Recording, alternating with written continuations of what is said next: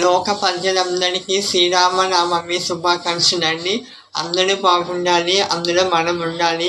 శ్రీరామనవమి శుభాకాంక్షలు మరొకసారి. ఆ రాముని వారి దీవెనలు అందరికీ ఉండాలని, మీరు చేసే పనులు, మీరు చేసే వృత్తి పనులు కూడా దేవుని కృప కటాక్షం అందరికీ ఉండాలని మనస్ఫూర్తిగా కోరుకుంటున్నాను. తండ్రి ఆజ్ఞను చూసి రాముని మనం నేర్చుకోవాలి. తండ్రి గౌరవం మాట ఇచ్చి రాముడు 14 సంవత్సరాలు వెళ్ళాడు. అలాగే అన్నదమ్ముల ప్రేమ ఎలాగుంటుందో రామాయణంలో చూపించారు. రాముని ప్రేమ, అన్నదమ్ముల ప్రేమ ఎలాగుంటుందో తెలుస్తుంది. అలాగే హనుమంతుడి భక్తుడి ప్రేమ ఎలా నేర్చుకోవాలి, హనుమంతుని చూసి మనం నేర్చుకోవాలి భక్తుని. అలాగే ఉడత రామాయణంలో కూడా ఉడతను మించిన చిన్న సాయమే. ఆ ఉడత సాయం కూడా మనం ఆ సాయాన్ని చూసి మనం నేర్చుకోవాలి రామాయణం అండి. అందరూ బాగుండాలి, అందరూ మనం ఉండాలి. శ్రీరామనవమి శుభాకాంక్షలు అండి.